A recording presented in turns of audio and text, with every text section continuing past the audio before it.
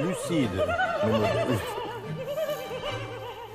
Et la voix qu'on a le plaisir d'entendre, Henri-Jean, c'est celle de la plus française des cantatrices, grande cantatrice italienne, Cecilia Bartoli, Oui. qui nous offre encore une page de son histoire d'amour avec Vivaldi. Oui, alors, deux choses. Alors, bon, Cecilia Bartoli, qui est maintenant, on peut dire, une des plus grandes cantatrices au monde, on peut le dire véritablement, qui avait découvert, qui avait fait quelque chose avec Vivaldi il y a quelque temps, et qui revient à Vivaldi. Une quinzaine d'années, presque. Oui, tout à fait. Alors, vous connaissez ça, c'est parfaitement bien.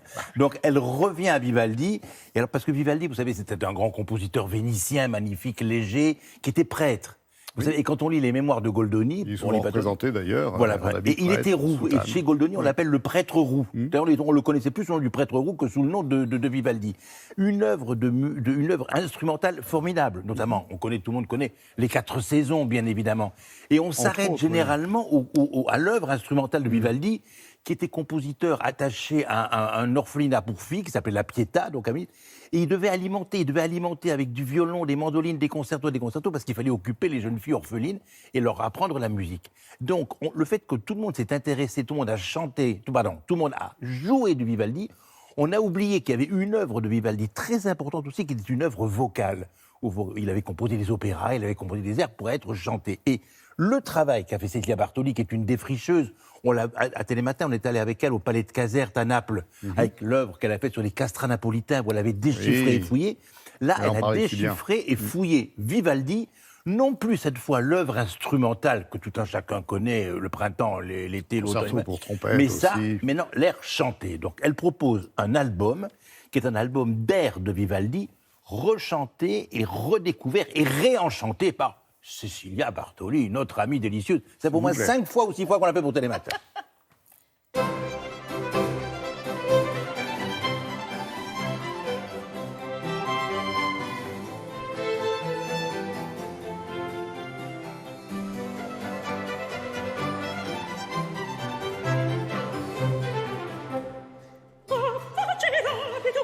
Je suis cantatrice, c'est ma passion. La musique, c'est aussi ma passion. Alors je trouve que finalement, on est là, nous tous, grâce à la musique de Vivaldi, grâce à Rossini, grâce à Mozart, grâce à Monteverdi, Bach ou Handel. Alors, on sont les compositeurs, mais nous, qu'est-ce qu'on pourrait faire?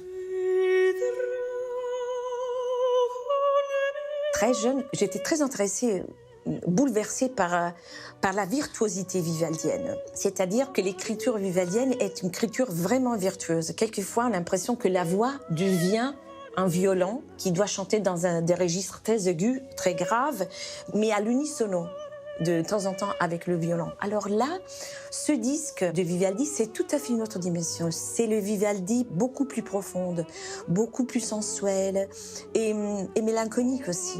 Parce que je pense que ça, c'est la grande force de ce compositeur.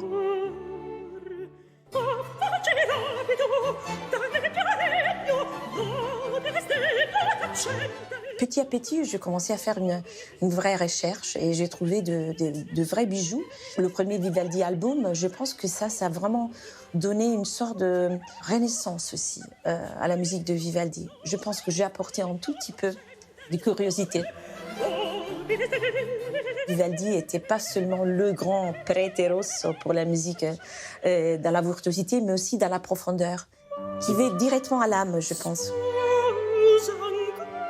Dans la musique de Vivaldi, on retrouve la fragilité, la force de l'être humain, l'univers, les palettes de couleurs. Parce que lui, il a écrit tellement d'opéras. Alors, on retrouve tout ça. Et ça, c'est très intéressant parce que aujourd'hui, il y a encore des messages dans la musique de Vivaldi, très profondes et très nettes aussi, très claires.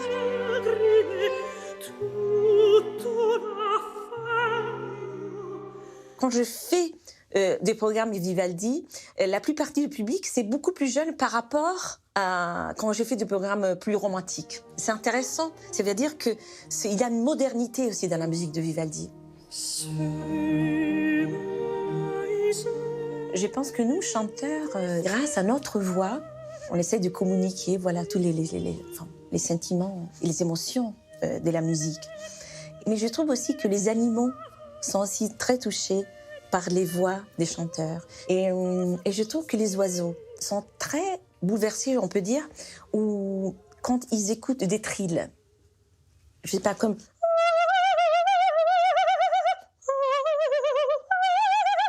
Alors, on marche, on entend les oiseaux, et après, dès qu'on commence à chanter, ils s'arrêtent. C'est quoi ça? C'est quel genre de voix? C'est quoi? Finalement, c'est le silence qui provoque un état sovranaturel, on peut dire ça.